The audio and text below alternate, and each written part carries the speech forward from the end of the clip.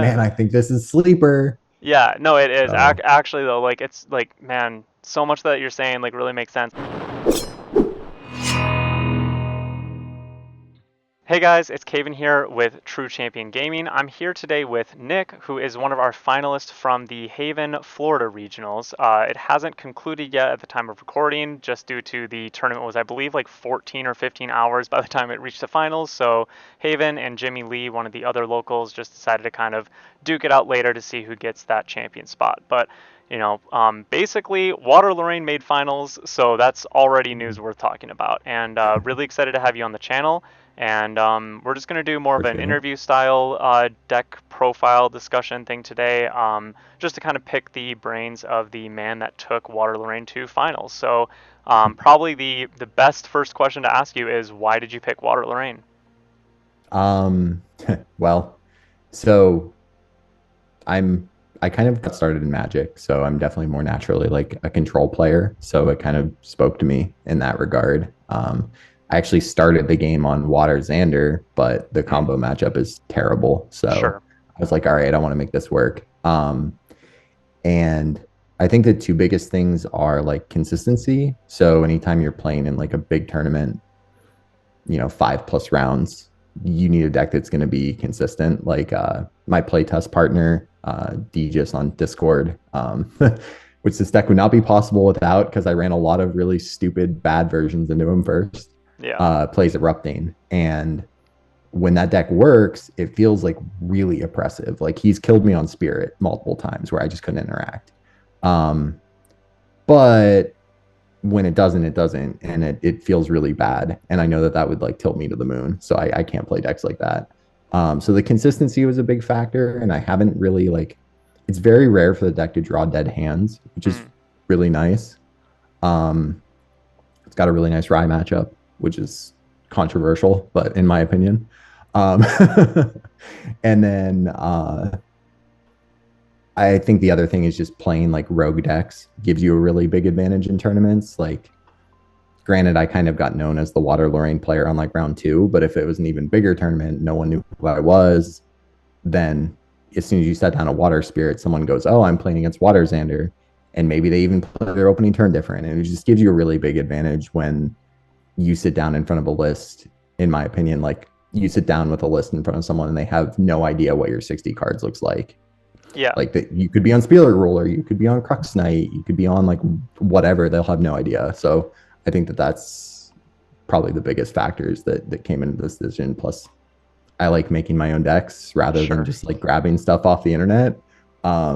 And Water is, as Silidar says, very unexplored. So Yeah, it definitely is. I will say, like, I was actually at the regionals as well, the same one that you attended. I made top four. And like, it probably wasn't until round five or something like that that like, uh, I actually knew you specifically were on Water Lorraine. I heard that there was a Water Lane doing well, but mm, yeah, I mean, I would say if I had sat down across from you, I still wouldn't know what to expect fully, right? Like, I'd expect, right. a Frostborn Paladin and stuff like that. But Mm-hmm.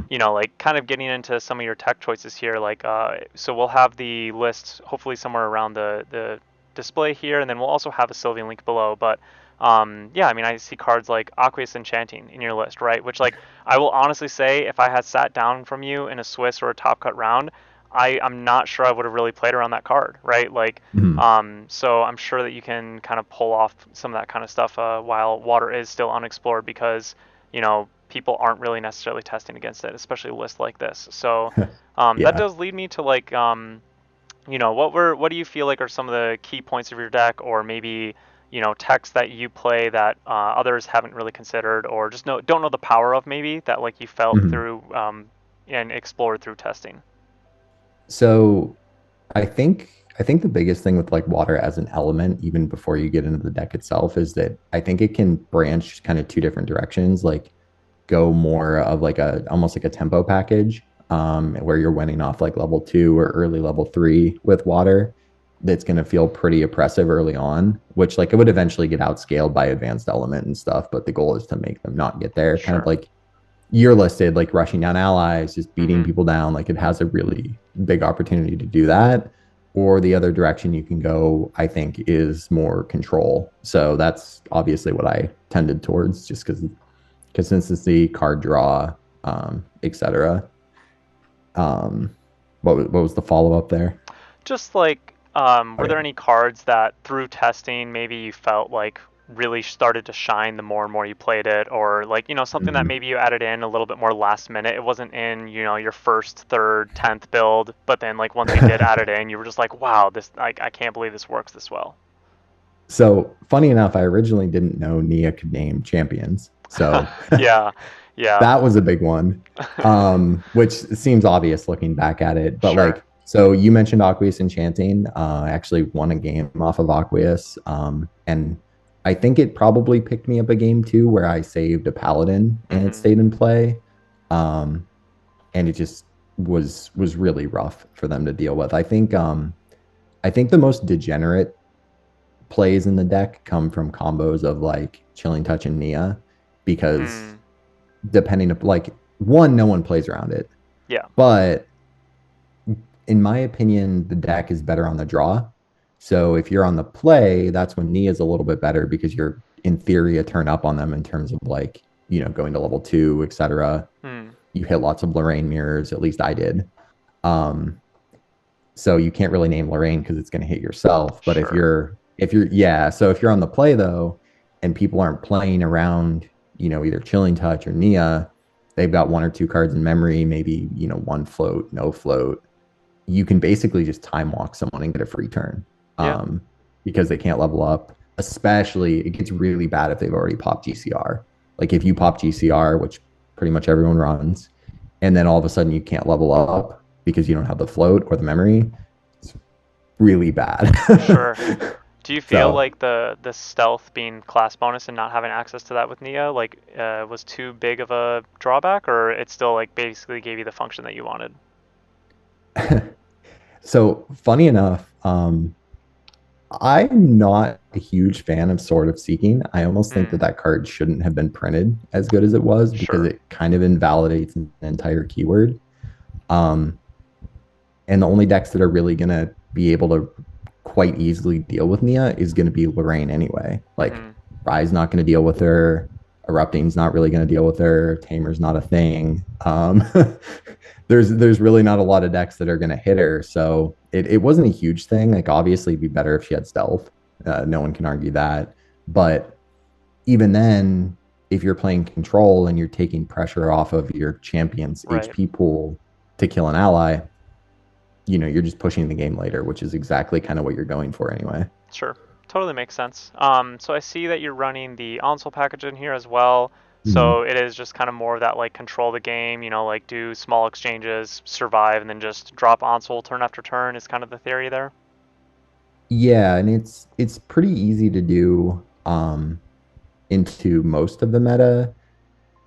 You almost have to kill before on soul becomes relevant, which is what the Hmm. paladins in there for, the two banner knights in the sideboard, that sort of thing. Controversial opinion, I actually think the Stex Rye matchup is pretty good. Okay.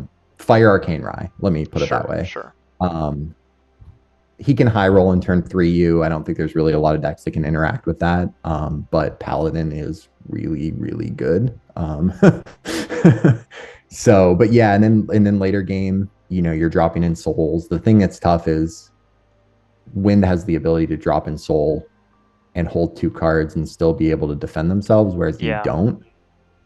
And that's why I think the matchup is so tough. Like, I mean, granted, I also play against Jimmy every week, so that doesn't help that, Sure. Yeah. I get to play against the best win, arguably the best win Lorraine player that exists, at Yeah. least in Yeah. terms of tournament results. But that's where like the Shroud and Mists come into play, or like the water barrier for the big Crux Night swing, that sort of thing. Sure. That makes sense.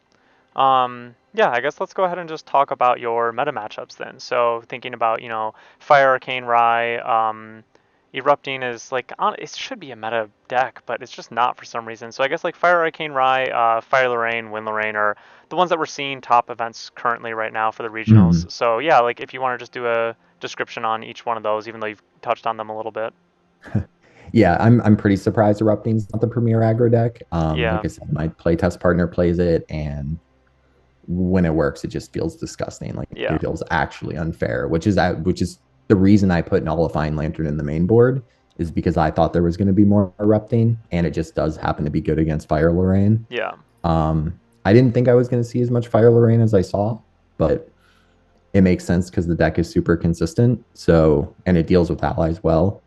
But erupting, so the erupting variant, I'd say it's kind of 50-50. They can high roll you, you can high roll them. Yeah. It is what it is. Like bubbles help, but ignite the soul's a card. So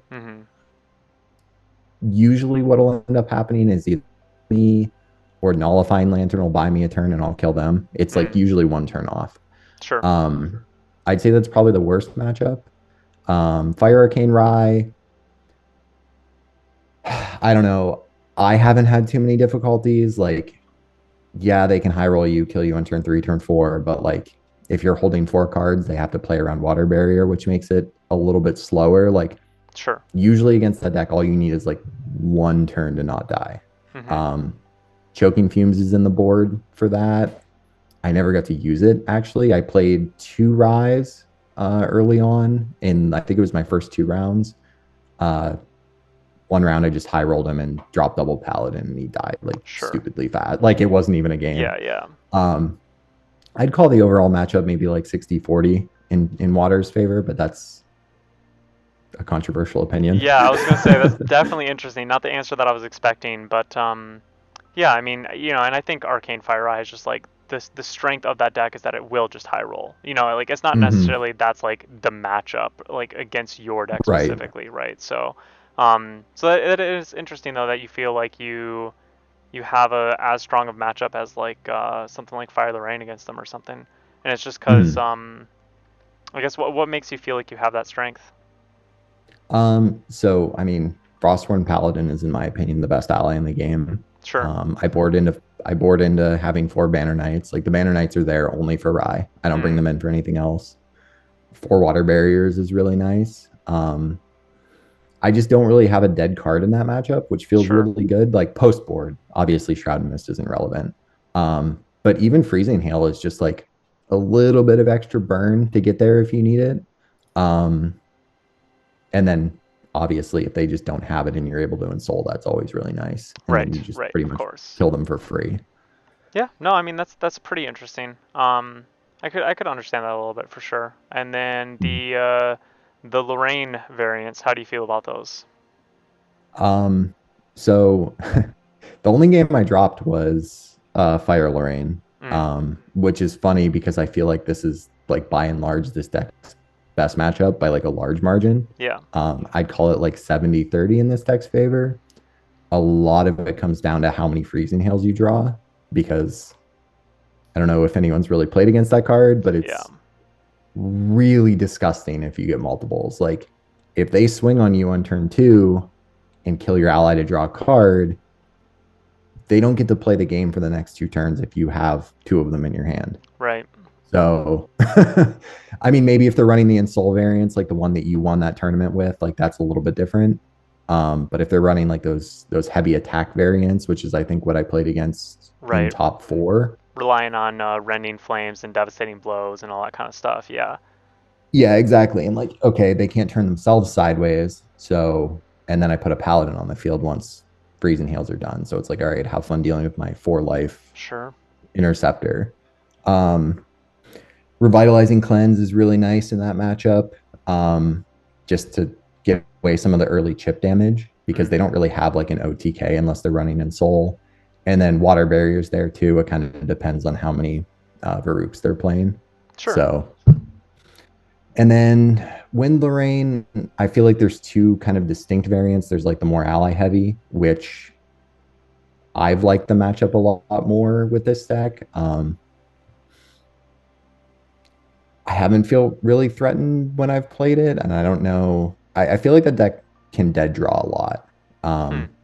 If you draw your Phalanx Captains first and you don't draw your early game stuff, it's really tough. Like I think your variant was a lot better, where you had like a lot more tricks and Gildas and Ace Protectors. Like that's a little bit of a different matchup. But in top 8, the first game I played was against like a really, really, really heavy ally variant of Wind.